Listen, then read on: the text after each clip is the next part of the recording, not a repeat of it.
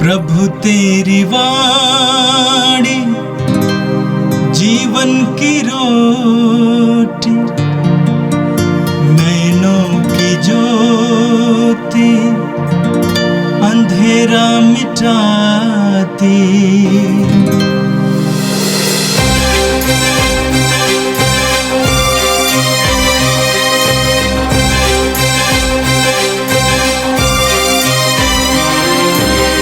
प्रभु तेरी वाणी जीवन की रोटी, नैनों की ज्योति अंधेरा मिटाती।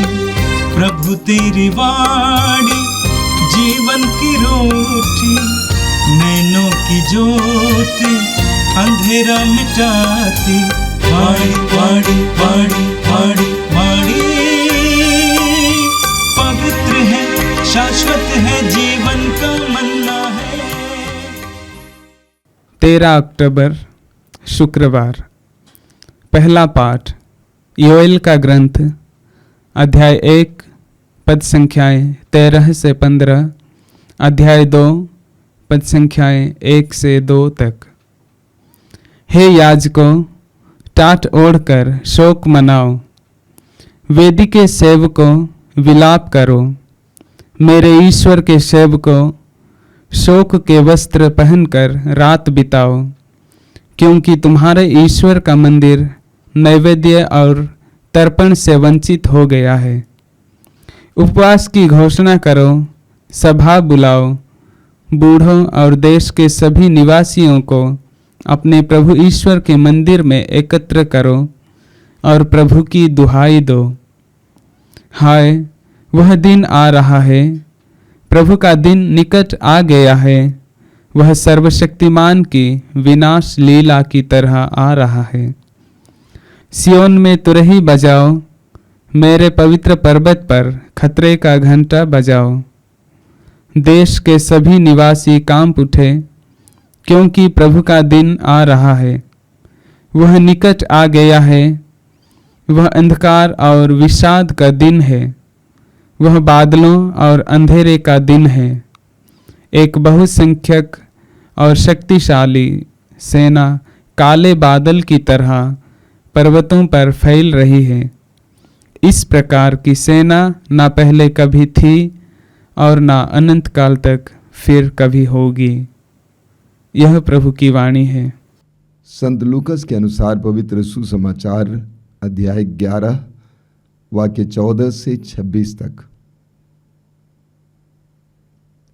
ईसा ने किसी दिन एक अवधूत निकाला जिसने एक मनुष्य को गूंगा बना दिया था। अवधूत के निकलते ही गूंगा बोलने लगा और लोग अचंभे में पड़ गए। परंतु उनमें से कुछ ने कहा, ये अवधूतों के नायक बेलजेबुल की सहायता से अवधूतों को निकालता है। कुछ लोग ईसा की परीक्षा लेने के लिए उनसे स्वर्ग की ओर का कोई चिन्ह मांगते थे। उनके विचार जानकर ईसा ने उनसे कहा, जिस राज्य में फूट पड़ जाती है वह उजड़ जाता है और घर के घर ढह जाते हैं। यदि शैतान अपने ही विरुद्ध विद्रोह करने लगे तो उसका राज्य कैसे टिका रहेगा? तुम कहते हो कि मैं बेलजेबुल की सहायता से अवधूतों को निकालता हूं। यदि मैं बेलजेबुल की सहायता से अवधूतों को निकालता हूं तो तुम्हारे बेटे किसकी सहायता से उन्हें निकालते हैं? इसलिए वे तुम लोगों का न्याय करेंगे। परंतु यदि मैं ईश्वर के सामर्थ्य से अवधूतों को निकालता हूं तो निस्संदेह ईश्वर का राज्य तुम्हारे बीच आ गया है। जब बलवान मनुष्य हथियार बांधकर अपने घर की रखवाली करता है तो उसकी धन संपत्ति सुरक्षित रहती है। किंतु यदि कोई उससे भी बलवान उस पर टूट पड़े और उसे हरा दे तो जिन हथियारों पर उससे भरोसा था वह उन्हें उससे छीन लेता और उसका माल लूटकर बांट देता है। जो मेरे साथ नहीं है वह मेरा विरोधी है और जो मेरे साथ नहीं बटोरता वह बिखेरता है। जब अशुद्ध आत्मा किसी मनुष्य से निकलता है तब वह विश्राम की खोज में निर्जन स्थानों में भटकता फिरता है। विश्राम न मिलने पर वो कहता है, जहां से निकला हूं अपने उसी घर वापस जाऊंगा। लौटने पर वह उस घर को झाड़ा बुहारा और सजाया हुआ पाता है। तब वो जाकर अपने से भी बुरे 7 अवधूतों को ले आता है और वे उस घर में घुसकर वहीं बस जाते हैं और उस मनुष्य की यह पिछली दशा पहली से भी बुरी हो जाती है। यह प्रभु का दिव्य सुसमाचार है। ख्रिस्त प्रभु की जय। मेरे प्रिय भाई और बहनों, आज का पहला पाठ नबी योएल के ग्रंथ के अध्याय 1 और 2 से लिया गया था। नबी योएल प्रभु के दिन के आगमन के बारे में भविष्यवाणी करता है और इस्राएल के नेताओं और अगुओं और याजकों को, पुरोहितों को आह्वान करता है कि लोगों को बुलाओ और पश्चाताप के लिए आह्वान करो।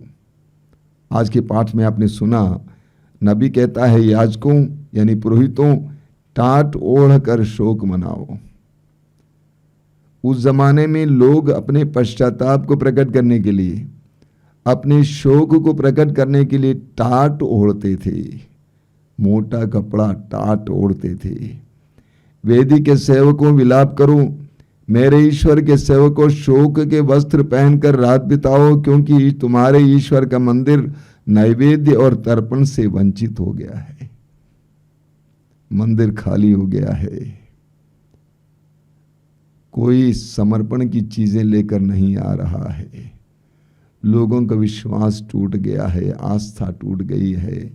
इसीलिए नबी कहता है, मेरे ईश्वर के सेवकों, शोक के वस्त्र पहनकर रात बिताओ।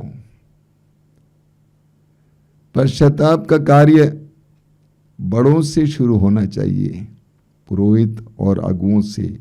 आगे वचन कहता है, नबी कहता है, उपवास की घोषणा करो, सभा बुलाओ, बूढ़ों और देश के सभी निवासियों को अपने प्रभु ईश्वर के मंदिर में एकत्र करो और प्रभु की दुहाई दो।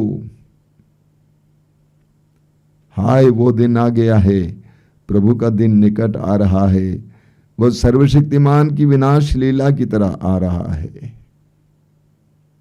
प्रभु के दिन के आगमन के बारे में, न्याय के दिन के आगमन के बारे में बताते हुए नबी कहता है, पश्चाताप करो, उपवास करो, ईश्वर की दुहाई दो। मेरे प्रिय भाई और बहनों, आज की परिस्थिति उस समय से कोई भिन्न नहीं है। आज की परिस्थिति उस समय की परिस्थिति से कहीं भिन्न नहीं है।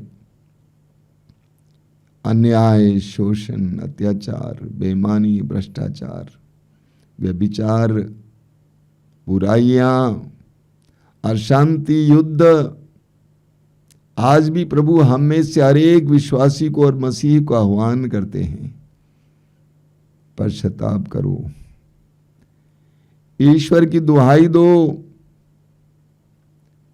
समाज के परिवर्तन के लिए,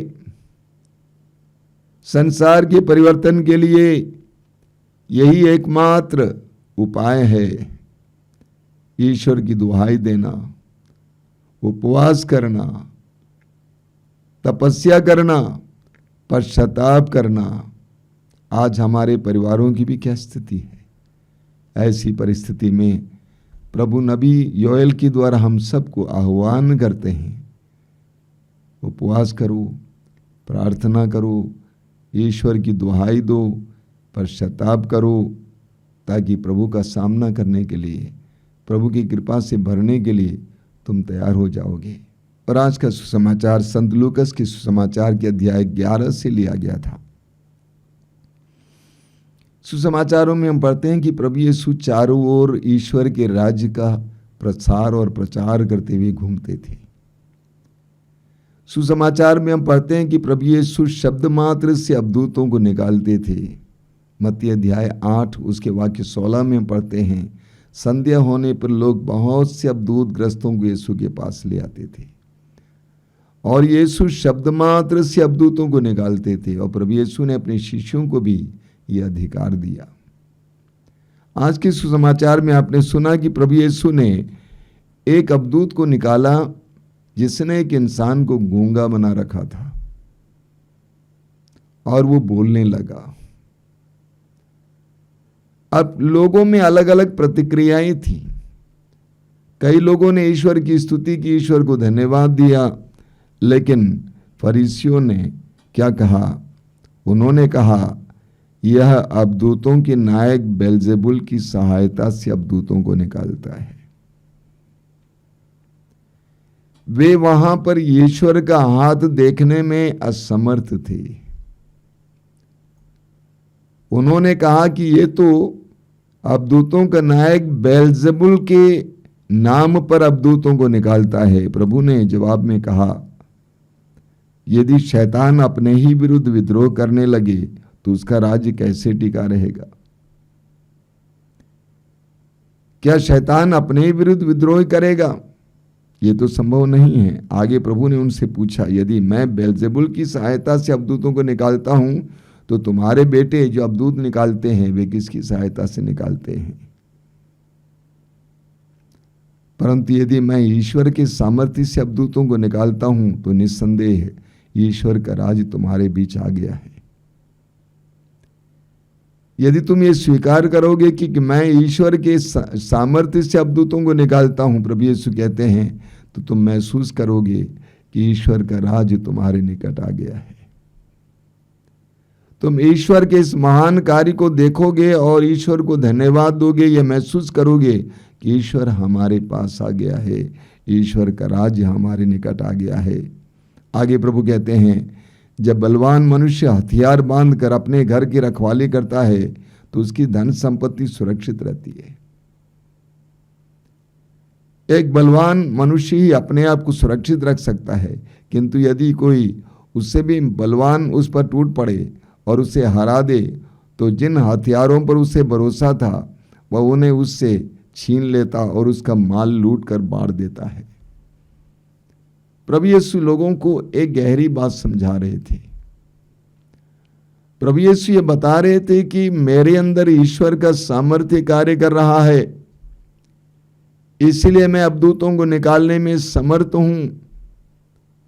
मेरे अंदर कार्य कर रहे ईश्वर के सामर्थ्य को तुम देखो। अगर मेरे अंदर बल नहीं होता, शक्ति नहीं होती, तो अवधूतों को निकाल नहीं पाता। आगे प्रभु यीशु एक बहुत सुंदर वचन सुनाते हैं। वो कहते हैं, जो मेरे साथ नहीं है वो मेरा विरोधी है। जो मेरे साथ नहीं है वो मेरा विरोधी है, और जो मेरे साथ नहीं बटोरता भी बिखरता है।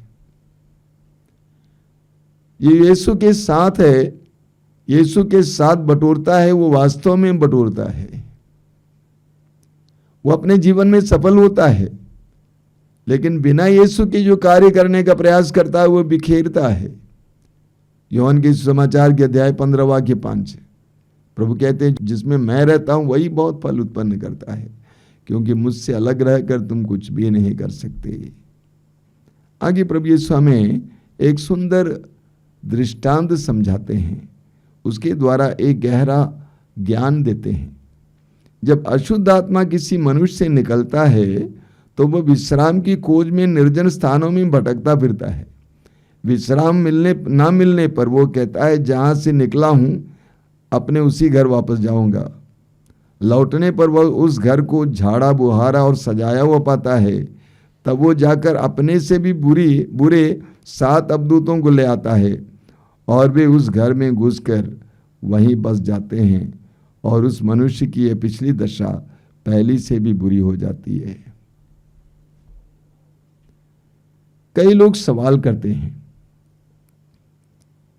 बंधनों में पड़े, विभिन्न प्रकार की बुरी आदतों में पड़े कई लोग साधना केंद्रों में जाते हैं, प्रभु का वचन सुनते हैं, सभाओं में जाते हैं, प्रभु का वचन सुनते हैं, वे सुधर जाते हैं, आराम से शुद्ध हो जाते हैं, लेकिन उसके बाद कुछ महीनों के बाद या कुछ दिनों के बाद फिर उससे बदतर हो जाते हैं। ऐसा क्यों? इसका जवाब प्रभु यीशु यहां पे देते हैं।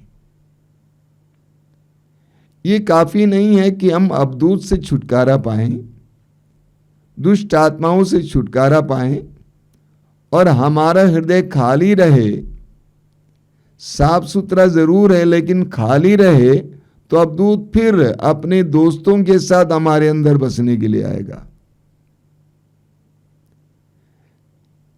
मैं कहूंगा अंग्रेजी में, deliverance is not enough, you should be anointed by the Holi spirit. यानी दुष्ट आत्माओं से मुक्ति ही काफी नहीं है, बल्कि पवित्र आत्मा का अभिषेक भी पाना जरूरी है। हम बुरी आदतों से छुटकारा पाए, दुष्ट आत्माओं से छुटकारा पाए, इतना काफी नहीं है, हमें पवित्र आत्मा से अभिषिक्त होने की जरूरत है। वो जगह जो हमने साफ किया, खाली किया, वहां पर पवित्र आत्मा का निवास होना चाहिए। हमारे आश्रम में भी बहुत सारे भाई बहन आते हैं जो विभिन्न प्रकार की बुरी आदतों के शिकार हैं, जैसा कि नशा इत्यादि। मैं उनसे कहता हूं कि आप यहां पर सुरक्षित रहें, ये काफी नहीं है। अभी आप साफ हो गए हैं, आपको अब वापस जाना है और पवित्र आत्मा की संगति में रहना है। पवित्र वचन के द्वारा, प्रार्थना के द्वारा पवित्र आत्मा का सानिध्य अपने अंदर महसूस करना है। अगर पवित्र आत्मा वहां निवास करता है तो दुष्ट आत्मा फिर से आपके पास वापस नहीं आएगी। तो बंधनों से आजादी ही काफी नहीं है, बल्कि पवित्र आत्मा से भर जाना ये आवश्यक है।